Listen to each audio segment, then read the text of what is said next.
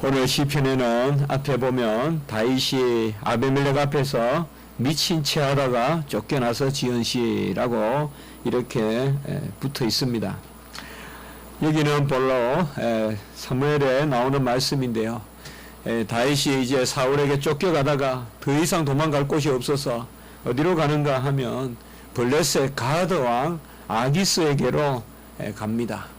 그래서 아기스에 가서 몸을 이제 의탁하고 이제 블레셋과 사울은 싸우고 있고 대등하게 힘이 막상막하로 그렇게 전쟁을 치르고 있기 때문에 이곳에 가면 안전할 것이다 라고 그렇게 생각하고 그곳으로 가는데 어느 한 사람이 이게 바로 누구냐 보니까 다윗이다. 지금 우리가 전쟁하는 사울은 천천인데 이 다윗은 만만이라 하더라. 이 다윗을 받아들이면 안 된다.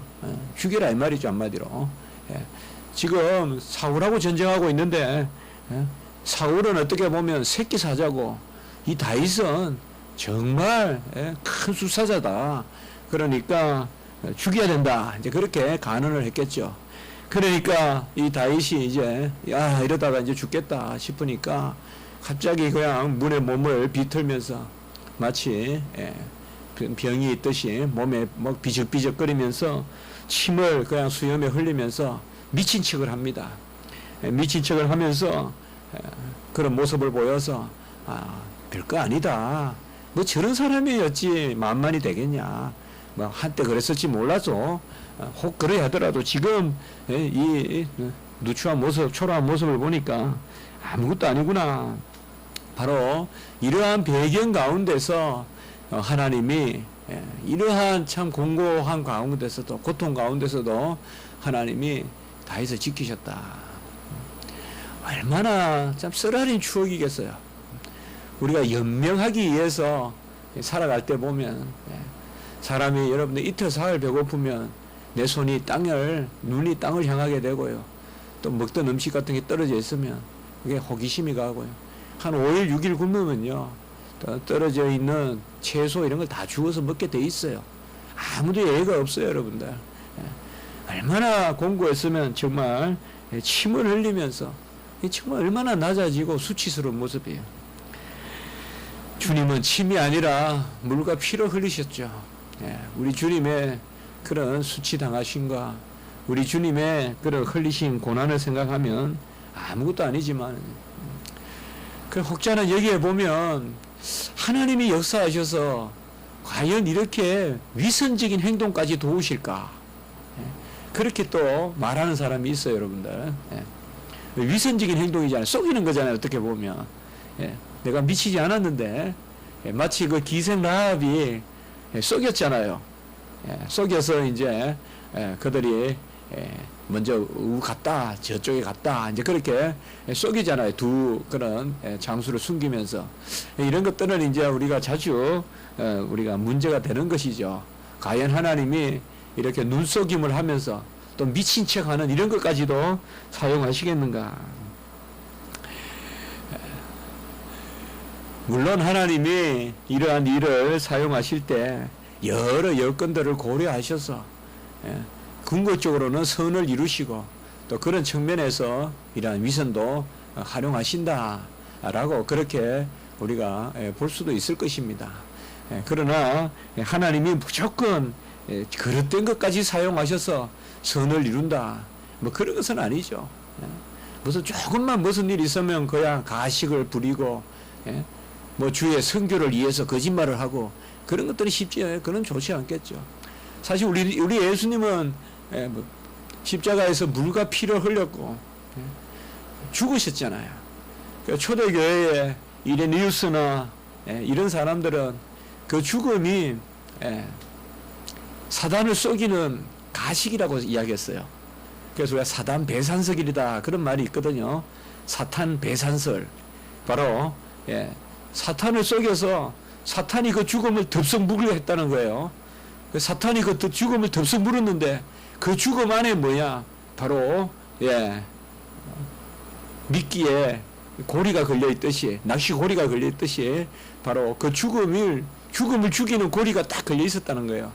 그래서 예수님이 죽음이라는 미끼를 통하여서 미끼를 가지고 속여서 사탄이 덥석 물게 만들었고, 그래서 사탄이 예수님을 죽이게 만들었고, 그리고는 그 죽음으로 말미암아 사탄이 죽음에 삼켜지게 했다.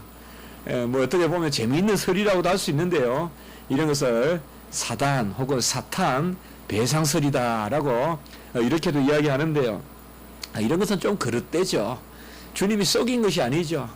주님은 정확하게 대속의 교리를 이루는데, 어제도 칼빈의 주석을 보면 재미있게 써놨어요. 어떻게 썼는가 하면, 다윗이 침을 흘린 것도 성령의 감화다. 그러니까 성령의 감동으로 하나님의 지시함을 따라서 순간 지혜롭게 이런 행동을 했을 것이다. 그래서 우리가 이런 것을 미선으로 가식으로 볼 것은 아니다. 뭐 신앙이 없고 우리가 깨어있지 않으면 이 정도는 그냥 날마다 그냥 적이 나를 죽이려고 하면 아주 죽은 표를 내고, 마치 짐승도 보면 뭐 죽은 척 하는 그런 짐승도 있잖아요. 어떻게 다윗이 보면 그런 모습일 수도 있는데, 칼빈은 주석에 이것도 성령의 역사다 뭐 그렇게 이야기했는데요. 우리가 여당 같은 이야기지만은 하나님의 섭리를 다룰 때 중요하게 다룰 수 있는 그런 구절이기 때문에 한번 생각을 해 봤습니다. 어쨌든 간혹은 성령의 역사로 우리가 세상의 눈을 가리게 합니다. 속인다기보다 세상 사람들이 못 보게 만들고, 또 세상 사람들이 깨닫지 못하게 하는 그런 눈가림을 하게 만드는 그런 성령의 역사가 있습니다. 그래서 다 우리는 보는데 세상은 쏟게 만들기도 하고 현혹되기도 하고 그렇게 할 수가 있어요. 라합이 거짓말했다는 것도 될 수 있지만은, 어떻게 보면 그건 악이라고 보기보다는 그들이 하나님께서 그들의 눈을 가리셨다라고 이렇게 볼 수도 있습니다. 어쨌든 오늘 시편은 이러한 가운데서 사실 우리가 막 경쟁을 하다가 사방에 막 적들이 막 칼을 들고 막 나에게 덤비고 이제 막 1대 한 20이 됐어요. 그런데 하나님이 그때 쫙 그냥 막 힘을 주셔서 그냥 한번 칼을 휘두르니 쫙 그냥 막 적들을 베고, 어떤 그런 공고함을 우리가 많이 기억할 수도 있지만, 더 쓰라린 것은 뭔가 하면 수치거든요. 살면서 이 수치, 이걸 우리가 잘 해결해야 되거든요. 어떻게 보면 배고픈 것보다, 어떻게 보면 내 몸이 아픈 것보다 이 수치 때문에, 수치를 사람이 극복하지 못해가지고 정신병이 걸리기도 하고, 그래서 깜짝깜짝 옛날의 일을 기억하면서 그 부끄러운 일 때문에 견딜 수 없는, 그 어떻게 보면 우리가 다윗의 심정이 한번 돼보자가요. 얼마나 부끄러운 노릇이에요. 살자고 침을 흘렸으니. 그런데 그조차도 이제 하나님께서 이렇게 은혜를 베푸신 것이다. 그게 바로 이제 다윗의 어떻게 보면 뛰어넘은 그 너머의 마음이에요. 그러니까 이런 게 바로 성령의 감화다 이 말이죠. 옛날에 내가 참 얼마나 쓰라렸는데 하면서 여전히 그 쓰라린 거 옛날 거 기억하면서 오하는 마음도 가지고 있고, 또 그때는 내가 어쨌니 하면서 여전히 그냥 옛날 거 생각하면 끙끙 앓기도 하고, 이런 게 아니라 오늘 시편은 뭔가 하면 그렇게 수치스러운 일을 당했음에도 불구하고 그것을 하나님의 뜻으로 여기고 하나님 앞에 영광 돌릴 것으로 여기고 말이에요. 나아가는 것이죠. 우리가 간혹 살다 보면 내가 옛날에 힘들었던 거, 내가 당했던 거 두고 보자. 나도 이 일로 안갚음을 하겠다. 그런 선에서 주의 일 할 수 없다는 거죠. 사실상 내가 아무리 당했더라도, 내가 아무리 힘든 일을 당했더라도 하나님의 은혜로 내가 용서를 하고 그 다음에 하나님의 역사가 일어나는 거지, 어떤 그 자체에 대한 안갚음으로서의 하나님의 역사, 그저 내가 받았으니 그냥 주는 그런 것은 원수를 사랑하라 하고 판단하지 말라 하고 핍박을 받는 것을 오히려 기뻐하라고 하신 그런 우리 하나님의 음성을 생각한다면 사실상 그렇거든요. 그러니까 사실상 우리는 욱하는 마음이 없어야 돼요. 꽁한 마음이 없어야 돼요. 이런 마음이 우리 안에 여전히 있을 때 우리가 참 힘드는 것입니다. 오늘 시편은 바로 이런 것들을 노래하고 있는 것입니다. 무엇보다 먼저 1절에서 6절 사이에 보면 바로 이 시편의 기자는 이 찬송하는 마음, 하나님 앞에 영광을 돌리는 마음을 노래하고 있습니다. 먼저 1절과 2절에 보면 우리가 눈에 띄는 것은 여호와를 항상 송축하고 여호와를 찬양하고 그리고 여호와를 자랑한다라는 이 세 단어가 우리의 눈에 띕니다. 송축과 찬양과 자랑은 어떻게 보면 같은 말입니다. 자랑이 내 자랑이 아니라 여호와를 자랑한다면 여호와를 찬양하는 것이고 그리고 송축하는 것인데 우리가 조금 더 분석적으로 본다면 송축이라는 말은 여호와의 성호를 찬양하라. 그의 존재를 우리가 인정하는 것, 찬양하는 것을 특별히 우리가 송축이다라고 이렇게 생각하면 되겠습니다. 그래서 특별히 3절에 보면 여호와가 강대하시며 함께 그의 이름을 높이세 이렇게 말했잖아요. 이 3절이 송축하고 통합니다. 우리가 예배 드릴 때 송영하죠. 그러니까 송축이라는 것은 그분의 이름을 혹은 그분의 존재를, 이름은 존재거든요. 이름은 존재를 뜻하거든요. 그렇기 때문에 그분의 존재를 우리가 높여드리는, 그래서 여호와를 항상 송축하고 그리고 이어서 내 입술이 여호와를 찬양한다. 이것도 우리가 송축과 같은 말로 볼 수 있지만 좀 더 우리가 구별해서 본다면 이 찬양이라는 것은 좀 더 매사 일을 향하여 일 때문에 여호와 하나님께 올려드리는 찬미라고 우리가 볼 수 있겠습니다. 그 어떻게 보면 우리가 예배 때로 말하면 송영이 있고 또 그 다음에 그날에 주신 말씀에 따른 그런 찬양이 있잖아요. 엄밀히 말하면 그래 후반부는 우리가 찬양이라 그러고 찬송이라 그러고 이제 앞부분은 특별히 송영이라 그러잖아요. 그럼 우리가 그런 마음이라고 보면 돼요. 내가 여호와를 송영하고 송축하고 그리고 여호와를 찬양할지니라. 그래서 그분의 존재와 그분의 하시는 일을 내가 인정하고 찬미하리로다. 그리고 내 영혼이 여호와를 자랑한다라고 이렇게 말씀하고 있습니다. 이 자랑이라는 말이 뭘까요?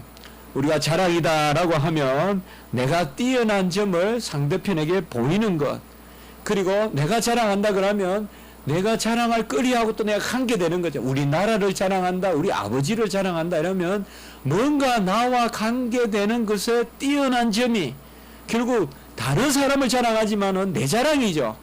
내가 그 사람을 아버지로 두었다. 내가 그 국가를 우리의 모국으로 두었다. 그것을 자랑하는 것인데요. 여기서 자랑이라는 것은 좀 더 그런 선을 넘어섭니다. 그런 것도 포함하지만 여기의 자랑은 내 소유에 대한 자랑인과 내가 가진 것에 대한 자랑이라기보다 바로 이어지는 말이 바로 우리에게 그런 묵상의 강구를 주는데요. 바로 공고한 자들이 이를 듣고 기뻐하리로다 라고 하면서 4절에 보면 여호와께 간구하매 이러한 말씀이 나옵니다. 그래서 여기에 자랑은 바로 여호와께 구하여 여호와가 나를 붙드시는 은혜, 이걸 자랑한다는 것입니다. 그래서 내 영혼이 여호와를 자랑한다. 나를 자랑하는 것이 아니라 여호와를 자랑하는데 이것과 연결되는 말이 바로 뭐예요? 공고할 때 간구를 하면 그가 이를 듣고 기뻐하시고 5절에 보면 바로 주를 앙망할 때 강채를 내어주시고 우리에게 얼굴에 빛이 나게 한단 말이에요. 우리가 여호와를 자랑할 때 우리의 얼굴에 빛이 난다. 이 말은 뭔가 하면 여호와를 내가 가졌다는 것이 물론 되지만은 그래서 그것을 자랑하지만은 그 이상으로 뭔가 하면 바로 여호와가 우리의 공고함의 자랑으로 되시고 그가 우리가 구할 때 들어주시기 때문에 바로 자랑거리가 된다. 공고함이란 말이 뭔가 하면 바로 고통이란 뜻입니다. 그래서 고통을 당할 때 내가 여호와를 간구한다. 이것을 내가 자랑하겠다라고 이렇게 말씀하고 있습니다.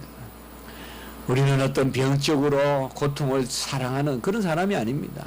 심리적으로 어떤 마저키스트 같이 자기를 아주 해하면서 고통을 이렇게 어떤 그런 기쁨을 느끼는 그런 심리 병적 현상이 있잖아요.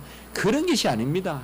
기독교인은 무슨 자기를 그냥 고통의 수렁에 집어넣고 그 가운데 희열을 느끼는, 이방에는 그런 것들이 있거든요. 분신, 공양 이런 것도 있고요. 불교에도 보면요.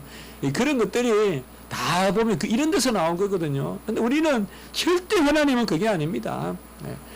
하나님은 고통 가운데서 여호와를 앙망하라고 그 고통을 주시는 것이지, 고통 가운데서 어떤 고통의 카타르시스를 찾으라고 주시는 것이 아닙니다.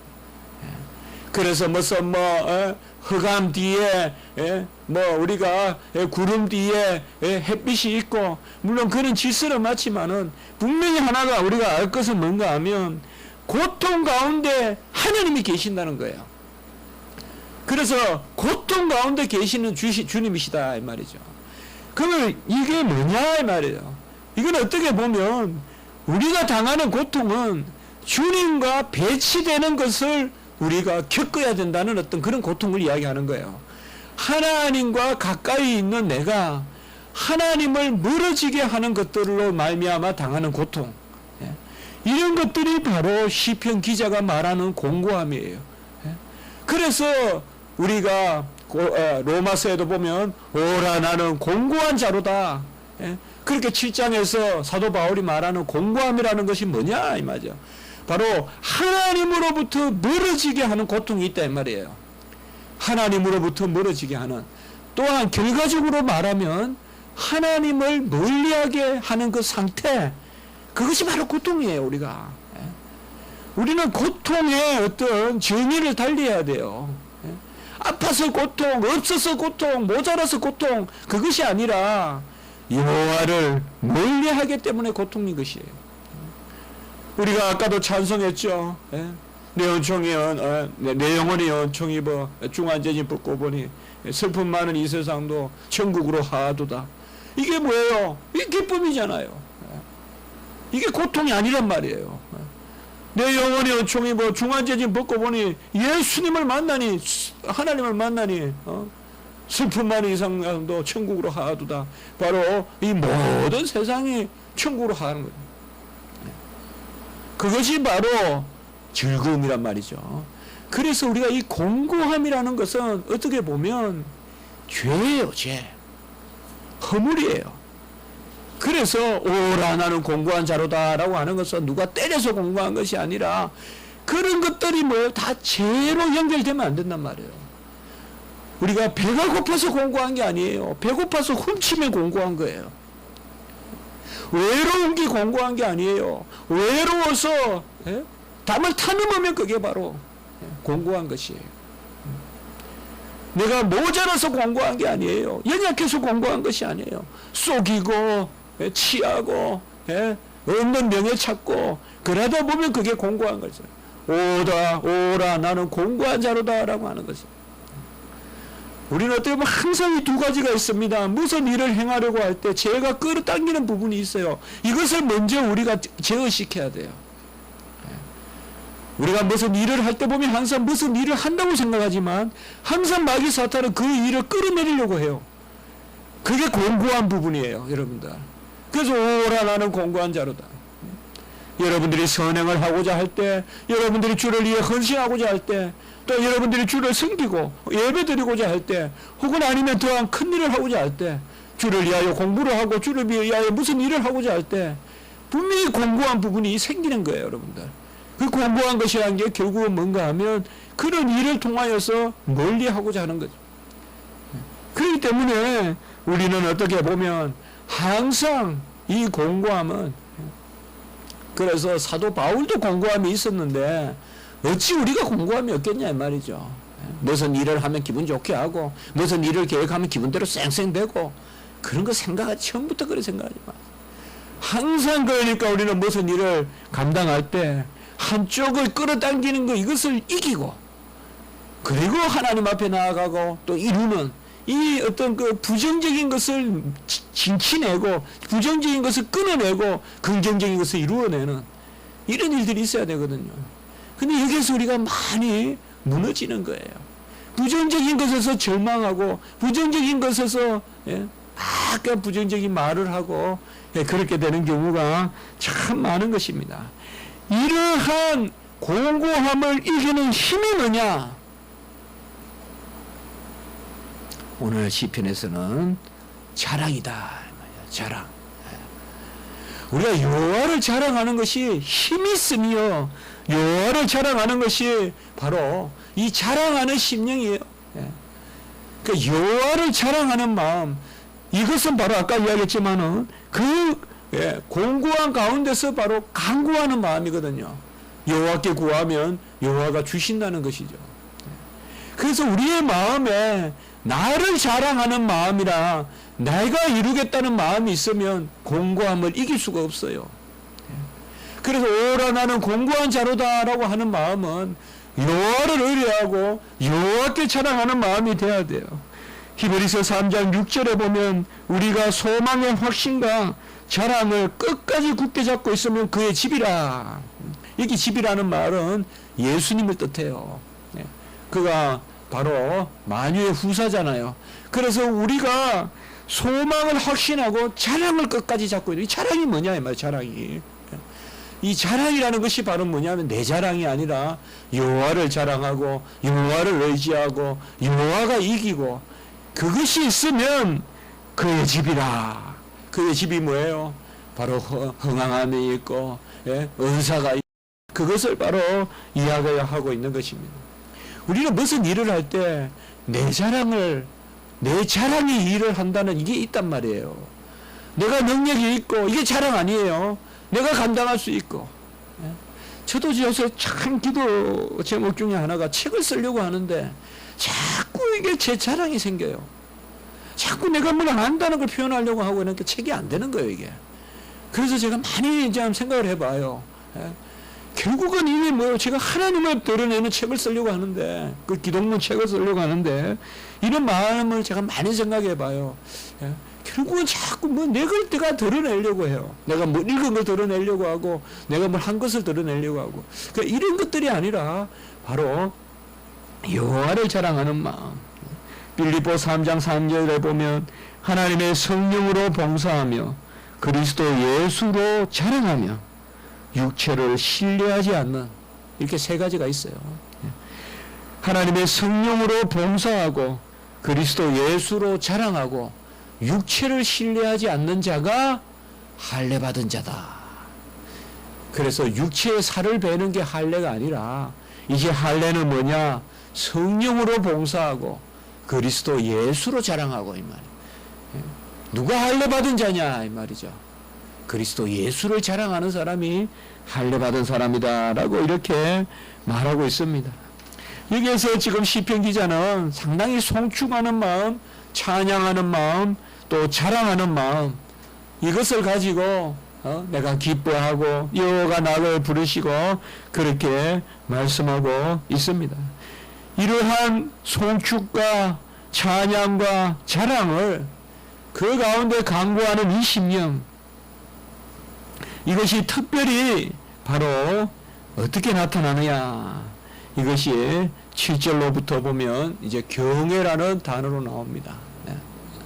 우리가 어쨌든 시편 기자의 이러한 시심을 우리가 경건으로 보고 묵상으로 본다면 그의 7절부터 나오는 경외함이라는 것은 바로 앞에 1절에서 6절이 어떤 경외다. 경외라는 것은 우리가 여호와를 자랑하고 여호와를 사랑하고 두려워하는 것인데 여호와를 사랑하고 두려워하는 마음이 뭐냐? 그것이 바로 아까 말씀드렸듯이 여호와를 송축하고 그의 존재를 송축하고 그를 찬양하고 그리고 그에게 바로 그를 자랑하는 이런 마음이 경외하는 마음이다. 우리가 경외라는 말을 세 가지로 한번 생각해 볼 수 있을 것 같아요. 첫째로 하나님의 어떠하심을 인정하는 것. 그러니까 경외라는 것은 하나님이 누구시라는 것, 그가 어떠하시라는 것을 인정해야 된다. 두 번째, 하나님이 우리를 지으시고 하나님이 우리를 주장하신다는 것을 우리가 또 인정해야 돼요.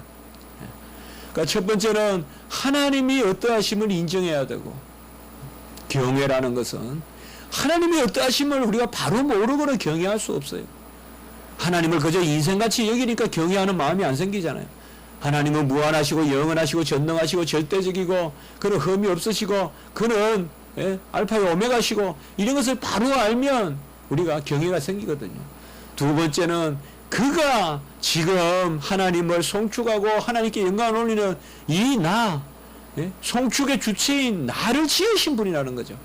그가 나를 지으시고 지금 내 입술도 그가 주장하시는 것이라는 것이 있어야 경외가 있어요. 내가 하나님께 찬송을 드리지만은 찬송 드리는 내 입술을 하나님이 주장하신다는 것을 알아야 경외란 말이에요. 내가 내 입술로 하나님을 찬양한다. 그건 경외가 아니다 이 말이에요. 하나님이 내 입술을 움직여 하나님을 찬양하게 한다. 아들을 통하여 아버지를 영화롭게 한다는 이 삼일체의 원리가 우리를 통하여서 구현되는 거란 말이에요. 하나님은 한 분 하나님이신데 아들이 아버지를 찬양하고 아버지가 아들을 기뻐하고 그거와 마찬가지다 이 말. 우리도 예배도 바로 뭐예요? 그가 나를 주장하고 그가 하나님이 내 입술을 주장하는데 내 입술을 또 우리가 올려서 예배 드리는 거잖아요. 이러한 어떤 삼위일체적인 그러한 능력이 나타나는 가운데 우리가 바로 하나님 앞에 예배를 올려드리게 된다 이 말이에요.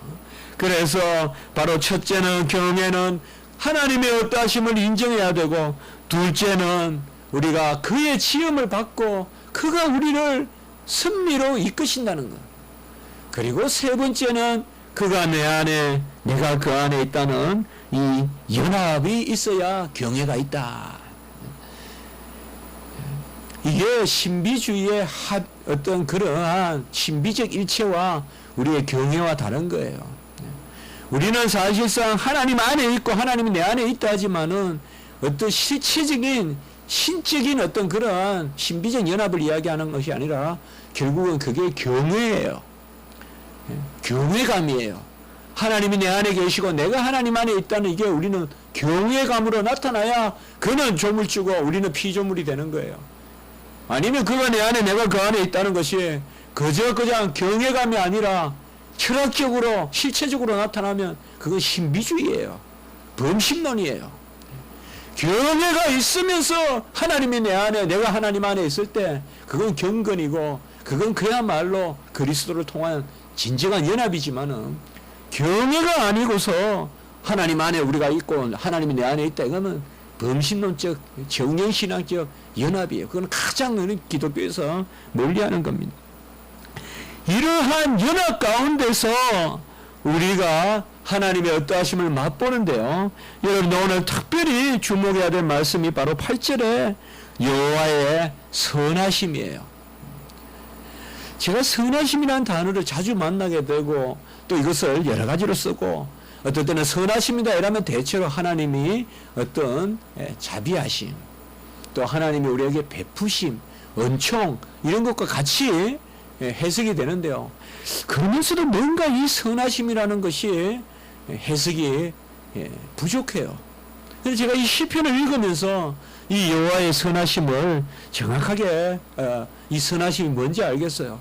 여호와의 선하심은 다른 것이 아니에요. 금방 우리가 말씀드렸죠. 그가 내 안에 내가 그 안에 있는 게 선하심이에요. 그 여호와의 선하심이라는 것은 뭔가 하면요.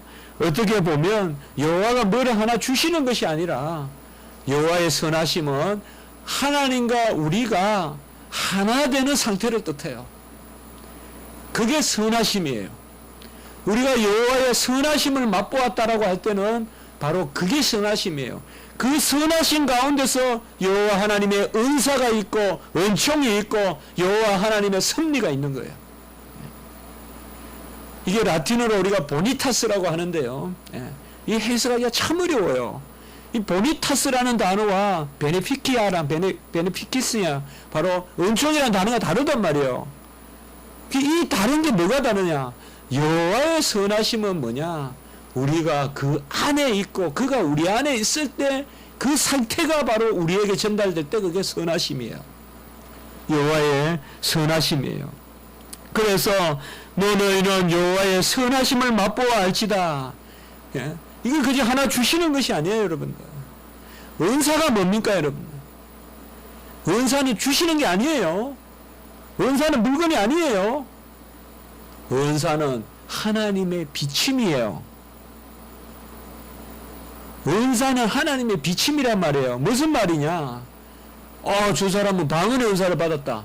그러면 이제 하나님 없어도 내가 방언하고 다니는 게 아니라 이 말이에요.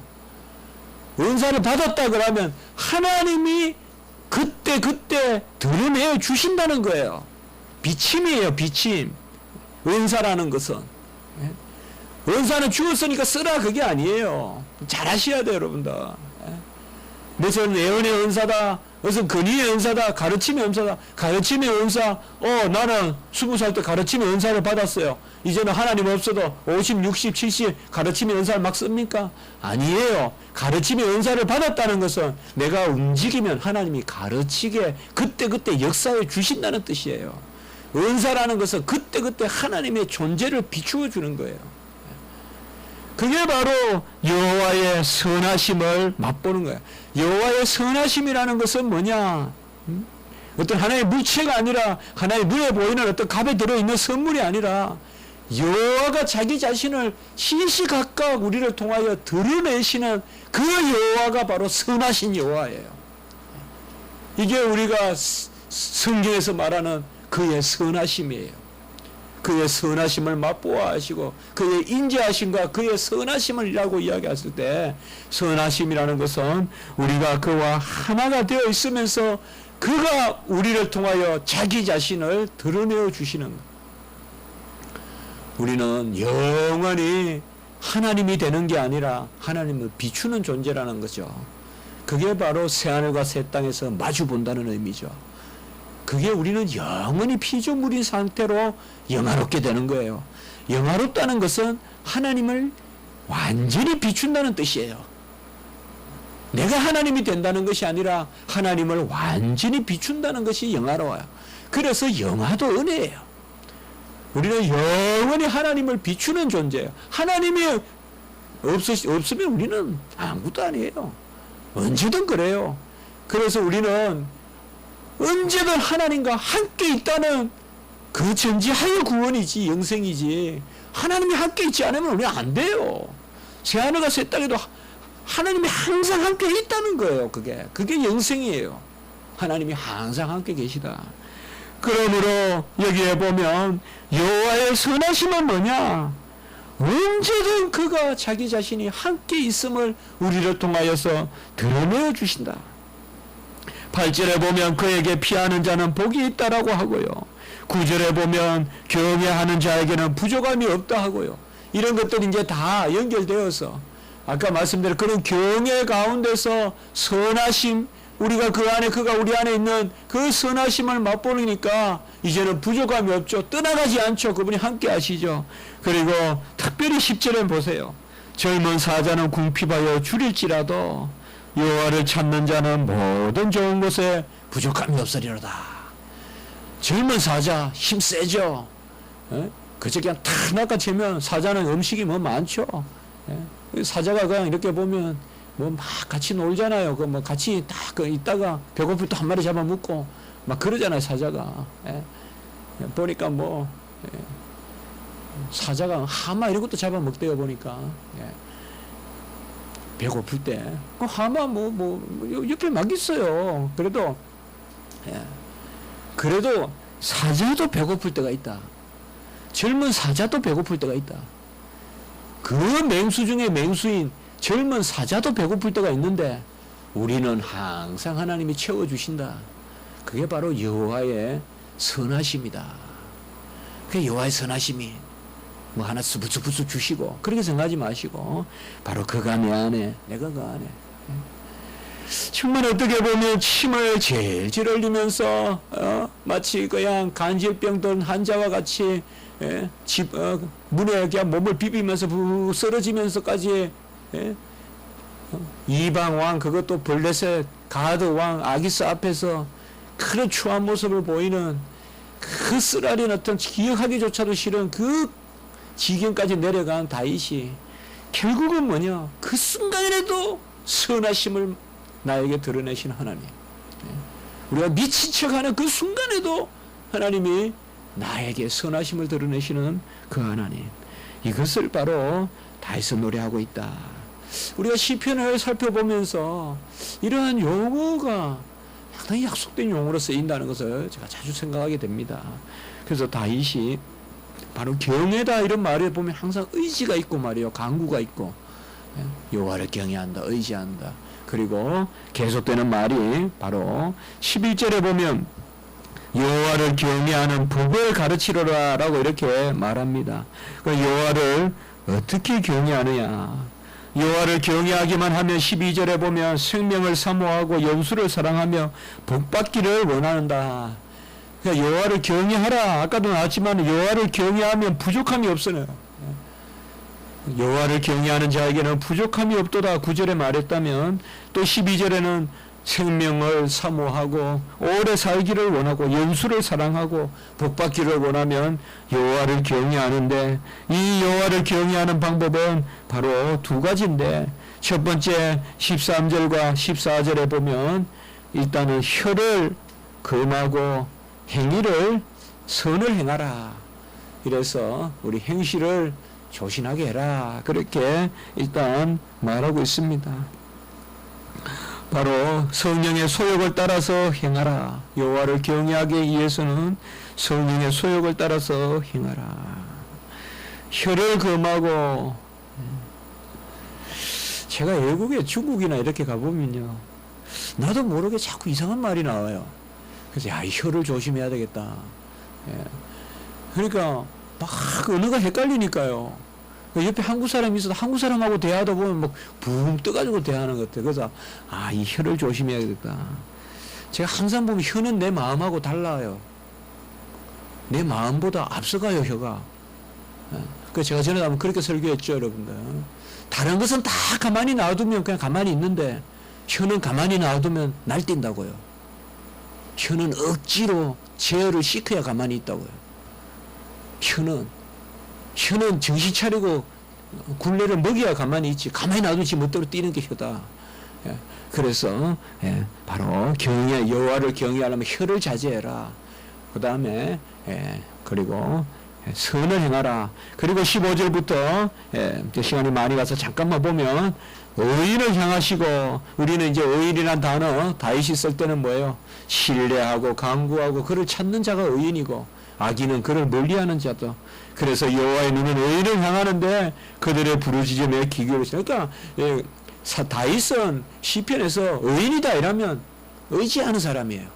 강구하는 사람이에요. 그래서 특별히 18절에 보면 마음이 상한 자를 가까이 하시고 중심으로 통회하는 자를 구원하시고, 19절에 고난이 많으나 고난에서 건지신다. 아까 공고함에 대해서 말씀을 드렸습니다. 우리는 모든 일이, 세상의 일은 공고함에 이르는 겁니다. 공고함은 뭐냐? 여호와로부터 우리가 멀어지게 하는 것입니다. 이것을 항상 우리가 붙들어 매야 됩니다, 여러분들. 무슨 일을 시작할 때 우리가 은밀히 말한다면 이 공고함을 먼저 이겨야 돼요. 무슨 일을 하기 전에 공고함을 먼저 이겨야 돼요. 그냥 공고함을 그냥 놔두고 무슨 일 시작하다가는 크게 낭패봐요, 여러분들. 먼저 여호와를 멀리하게 하는 것을 이겨야 돼요. 무슨 일을 계획하든지 잘 생각하셔야 돼요, 여러분들. 내가 명예를 추구하려는 것은 아닌지, 내가 뭘 하려고 하는지. 근데 내가 주를 이해한다고 치고 이게 그냥 같이 그냥 쓸려가요. 그러면 공고해지는 거예요, 여러분들. 공고해지는 거예요.